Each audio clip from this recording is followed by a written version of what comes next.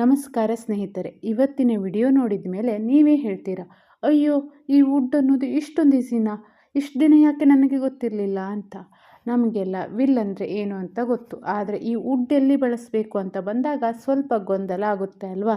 ಇವತ್ತು ಆ ಗೊಂದಲಕ್ಕೆ ಪರ್ಮನೆಂಟ್ ಫುಲ್ ಸ್ಟಾಪ್ ಇಡೋಣ ಅಂತಲೇ ನಾನು ಈ ವಿಡಿಯೋನ ಮಾಡ್ತಾ ಇದ್ದೀನಿ. ಹಾಗೆ ನೀವು ಕೂಡ ಈ ವಿಡಿಯೋನ ಪೂರ್ತಿ ನೋಡಿ, ಆಮೇಲೆ ನೀವೇ ಈ ಪದವನ್ನು ಲೀಲಾಜಾಲವಾಗಿ ಬಳಸ್ತೀರಾ. ನೋಡಿ ಫ್ರೆಂಡ್ಸ್, ವುಡ್ ಅಂದರೆ ಏನು ಮೊದಲಿಗೆ ನೆನಪಿಡಿ. ವುಡ್ ಅನ್ನೋದು ವಿಲ್ನ ಪಾಸ್ಟ್ ಫಾರ್ಮ್, ಅಂದರೆ ಭೂತಕಾಲದಲ್ಲಿ ಹೇಳುವಾಗ ಬಳಸ್ತೀವಿ. ಅದರ ಜೊತೆಗೆ ಮುಖ್ಯವಾಗಿ 3 ಸಂದರ್ಭಗಳಲ್ಲಿ ಇದನ್ನು ಬಳಸ್ತೀವಿ.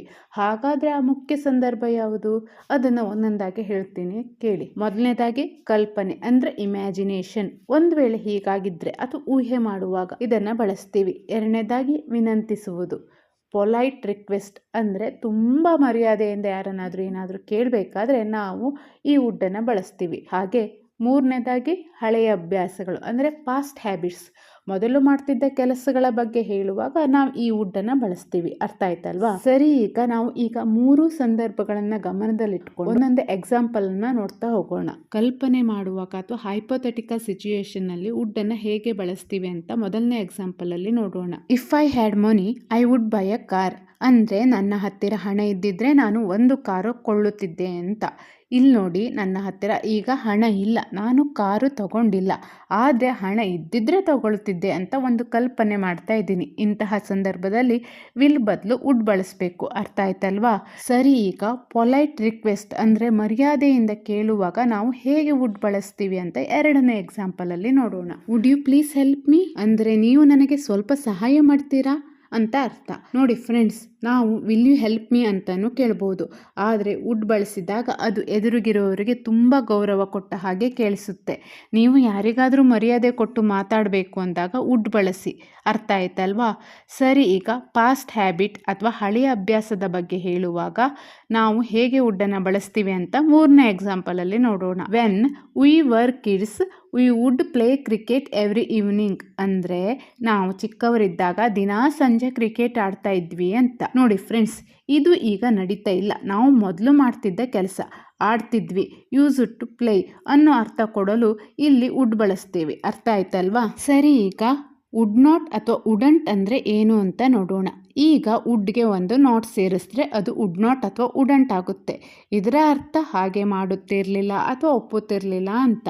ನೋಡಿ ಫ್ರೆಂಡ್ಸ್, ಈಗ ಯಾವ ಸಂದರ್ಭಗಳಲ್ಲಿ ನಾವು ವುಡಂಟನ್ನು ಬಳಸಬೇಕು ಅನ್ನೋದನ್ನು ನಾನು ನಿಮಗೆ 3 ಎಕ್ಸಾಂಪಲ್ಗಳ ಮೂಲಕ ತಿಳಿಸ್ಕೊಡ್ತೀನಿ. ನಿರಾಕರಣೆ ಮಾಡಿದಾಗ ಅಥವಾ ರೆಫ್ಯೂಸಲ್ ಇನ್ ದ ಪಾಸ್ಟ್ ಅಂತ ಸಂದರ್ಭ ಬಂದಾಗ ನಾವು ವುಡಂಟನ್ನು ಬಳಸಬೇಕು.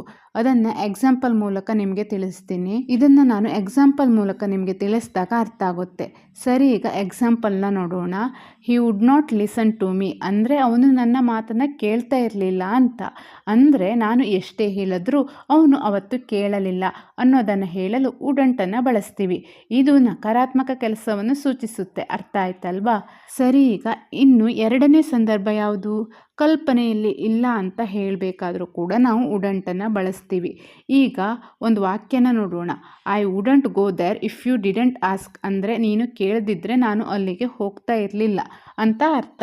ಒಂದು ವೇಳೆ ಹೀಗಾಗದೆ ಇದ್ದರೆ ಏನಾಗುತ್ತಿತ್ತು ಎಂದು ಹೇಳಲು ಇದು ಸೂಕ್ತ. ಅರ್ಥ ಆಯ್ತಲ್ವಾ. ಸರಿ, ಈಗ ಮೂರನೇ ಸಂದರ್ಭ ಯಾವುದು, ಭವಿಷ್ಯದ ಬಗ್ಗೆ ಹಿಂದೆಯೇ ಹೇಳಿದ್ದು, ಅಂದರೆ ಪಾಸ್ಟ್ ಫ್ಯೂಚರಲ್ಲಿ ನಾವು ಹೇಗೆ ವುಡಂಟನ್ನು ಬಳಸ್ತೀವಿ ಅನ್ನೋದನ್ನು ಒಂದು ಎಕ್ಸಾಂಪಲ್ ಮೂಲಕ ತಿಳಿಸ್ತೀನಿ. She didn't no that it would rain, ಅಂದರೆ ಅವಳಿಗೆ ಮಳೆ ಬರುತ್ತದೆ ಎಂದು ಗೊತ್ತಿರಲಿಲ್ಲ ಅಂತ ಅರ್ಥ. ಸರಿ ಫ್ರೆಂಡ್ಸ್, ಅವಳು ಹಿಂದೆ ಅನ್ಕೊಂಡಿದ್ದು ಮಳೆ ಬರಲ್ಲ ಅಂತ. ಆ ಕಲ್ಪನೆ ಸುಳ್ಳಾದಾಗ ಅಥವಾ ಅದರ ಬಗ್ಗೆ ಹೇಳುವಾಗ ವುಡಂಟನ್ನು ಬಳಸ್ತೀವಿ. ಅರ್ಥ ಆಯ್ತಲ್ವಾ. ನೋಡಿದ್ರಲ್ಲ ಫ್ರೆಂಡ್ಸ್, ಈ ವುಡ್ ಮತ್ತು ವುಡಂಟ್ ಎಷ್ಟು ಸಿಂಪಲ್ ಅಲ್ವಾ. ಏನಾದರೂ ಆಸೆ ಪಟ್ಟಾಗ ಅಥವಾ ಕಲ್ಪನೆ ಮಾಡಿದಾಗ ವುಡ್ಡನ್ನು ಬಳಸಿ. ಜೊತೆಗೆ ಯಾರನ್ನಾದರೂ ಮರ್ಯಾದೆಯಿಂದ ಕೇಳಬೇಕಾದ್ರೆ ವುಡ್ ಬಳಸಿ. ಹಿಂದೆ ಮಾಡ್ತಿದ್ದ ಕೆಲಸಕ್ಕೆ ವುಡ್ ಬಳಸಿ. ಇಷ್ಟೇ ಇದರ ಮ್ಯಾಜಿಕ್. ನೋಡಿ ಫ್ರೆಂಡ್ಸ್, ಇವತ್ತಿನ ಈ ವಿಡಿಯೋದಲ್ಲಿ ನೀವು ವುಡ್ ಮತ್ತು ವುಡಂಟ್ ಬಳಸೋದು ಹೇಗೆ ಅಂತ ತಿಳ್ಕೊಂಡಿದ್ದೀರಾ. ಹಾಗೆ ಇವತ್ತಿನ ಈ ವಿಡಿಯೋ ನಿಮಗೆ ಇಷ್ಟ ಆಗಿದ್ದರೆ ಲೈಕ್ ಮಾಡಿ. ಜೊತೆಗೆ ನೀವು ಕೂಡ ಒಂದು ವಾಕ್ಯನ ರಚಿಸಿ ಕಮೆಂಟ್ ಮಾಡಿ, ನಾನು ನೋಡ್ತೀನಿ. ಹಾಗೆ ಫ್ರೆಂಡ್ಸ್ ಹಾಗೂ ಫ್ಯಾಮಿಲಿ ಜೊತೆ ಈ ವಿಡಿಯೋನ ಶೇರ್ ಮಾಡಿ. ಫ್ಯಾಕ್ಟ್ ಕನ್ನಡ ಚಾನಲ್ನ ಸಬ್ಸ್ಕ್ರೈಬ್ ಮಾಡ್ಕೊಳ್ದೆ ನೋಡ್ತಾ ಇದ್ದರೆ ಸಬ್ಸ್ಕ್ರೈಬ್ ಮಾಡ್ಕೊಳ್ಳಿ. ಹಾಗೆ ಮುಂದಿನ ವಿಡಿಯೋದಲ್ಲಿ ಇನ್ನೊಂದು ಇಂಟ್ರೆಸ್ಟಿಂಗ್ ಟಾಪಿಕ್ ಜೊತೆ ಸಿಗೋಣ. ಧನ್ಯವಾದಗಳು.